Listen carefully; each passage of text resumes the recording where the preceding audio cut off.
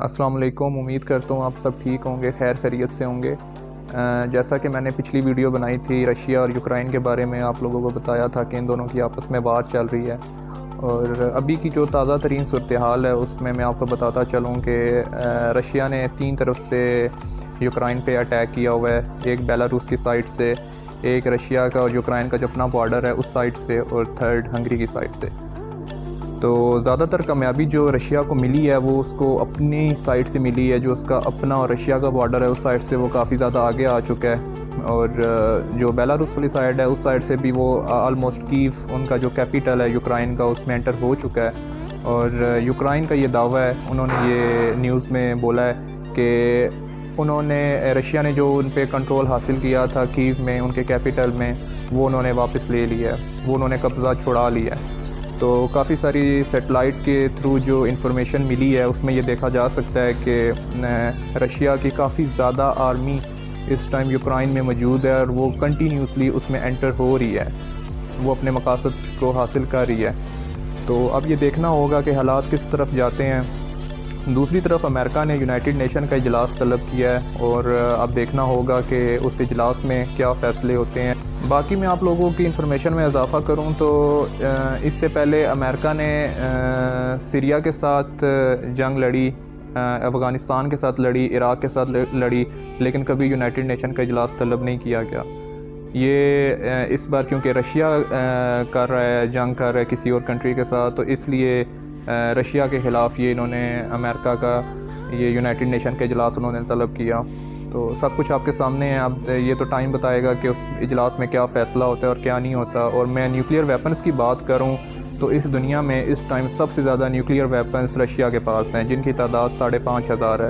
اس کے بعد امریکہ کا نمبر ہے 5,324، اتنے رشیا سے کم ہی ہیں۔ اور اس کے بعد فرانس ہے، جرمنی ہے، پاکستان ہے، انڈیا ہے، ساؤتھ کوریا ہے اور چائنا ہے۔ رشیا نے ادھر سے ایک اور سٹیٹمنٹ بھی دی ہے، اس نے بولا ہے کہ اگر ہمارے راستے میں کوئی بھی آیا، کسی نے ہمارے راستے میں خلل پیدا کرنے کی کوشش کی تو وہ خود اپنے نقصان کا ذمہ دار ہوگا۔ اور ایک نیوز کے مطابق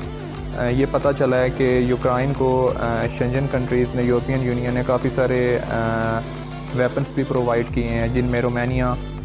check Republic, Hungary, France, Spain, Italy, Portugal, ان سب کنٹریز نے کافی ان کی مدد کی اور ان کو سپورٹ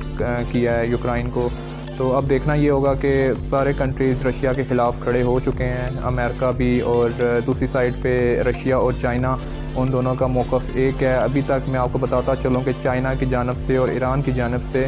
کوئی مذمتی بات نہیں کی گئی، انہوں نے اس بارے میں کچھ نہیں بولا کہ یہ غلط ہو رہا ہے یا ٹھیک ہو رہا ہے، کچھ بھی ہو رہا ہے، وہ بالکل خاموش ہیں اس ٹائم، ایران اور چائنا۔ باقی میں آپ کو یہ بتاتا چلوں کہ صدر پیوٹن کا جو جنگ کے لحاظ سے ریکارڈ ہے وہ کافی اچھا ہے۔ انہوں نے اس سے پہلے 4 جنگیں لڑی ہیں، اور چاروں جنگوں میں انہوں نے کامیابی حاصل کی ہے۔ پہلی جنگ انہوں نے سیریا میں لڑی، دوسری جنگ انہوں نے جارجیا میں، تیسری آرمینیا میں، اور چوتھی جنگ انہوں نے سوڈان میں لڑی۔ تو اب دیکھنا یہ ہوگا کہ وہ اس جنگ میں کامیاب ہو پاتے ہیں کہ نہیں ہو پاتے، لیکن رشیا جب کسی پہ اٹیک کرنے کا سوچ لیتا ہے تو وہ پھر پیچھے نہیں ہٹتا۔ یہ میرا موقف ہے، آپ میرے اوپینین سے اختلاف کر سکتے ہیں، لیکن جو میں نے اسٹڈی کیا یا جو میں نے دیکھی ہے جو چیز، وہ امریکہ کی طرح وہ بہانے نہیں کرتا، نہ وہ بے روزگاری کا بہانہ کرتا ہے، نہ وہ ڈیموکریسی کا بہانہ کرتا ہے، اور نہ وہ کسی اور چیز کا بہانہ کرتا ہے۔ اس نے جب اٹیک کرنا ہوتا ہے تو وہ اٹیک کرتا ہے، اور وہ کسی سے پوچھ کے نہیں کرتا۔ تو اب تو یہ آنے والا ٹائم ہی بتائے گا کہ یہ اٹیک اس کے حق میں کتنا جاتا ہے اور کتنا نہیں جاتا۔ اور دوسری بات میں آپ کو یہ بتاتا چلوں، جیسے رشین پریزیڈنٹ نے یہ بات کی ہے، انہوں نے بولا ہے کوئی بھی ہمارے راستے میں آیا تو وہ اپنے نقصان کا خود ذمہ دار ہوگا۔ آپ اس چیز سے اندازہ لگا سکتے ہیں کہ رشیا کے پاس اتنے ویپنز موجود ہیں کہ وہ اس پوری دنیا کو تباہ کر سکتا ہے، اور باقی پوری دنیا کے پاس بھی اتنے ویپنز موجود ہیں کہ وہ رشیا کو تباہ کر سکتے ہیں۔ تو یہ جو سچویشن بن رہی ہے، یہ تو ورلڈ وار 3 کی سچویشن بن رہی ہیں، لیکن ابھی کچھ کہا نہیں جا سکتا۔ بس یہ تھوڑی سی انفارمیشن تھی میرے پاس، میں نے کہا آپ لوگوں سے شیئر کروں ویڈیو کے تھرو، اور اب دیکھتے ہیں کہ حالات کس طرف جاتے ہیں۔ ہم تو یہی دعا کرتے ہیں کہ اللہ کرے حالات جلدی سے ٹھیک ہوں، جو بھی مسئلے مسائل چل رہے ہیں اللہ پاک ان کو جلدی سے حل کریں، کیونکہ یہ پوری دنیا کے لیے ایک بہت بڑا مسئلہ ہے، ابھی بھی ہے، اور آنے والے ٹائم میں اس سے بڑا مسئلہ بن سکتا ہے۔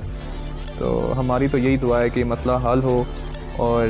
اللہ پاک ہمارے ملک کو دن رات ترقی نصیب فرمائے، اور اللہ پاک ہم سب کا حامی و ناصر ہو، آمین۔ پاکستان زندہ باد۔ کی طرف ہم دیکھیں تو چائنا بھی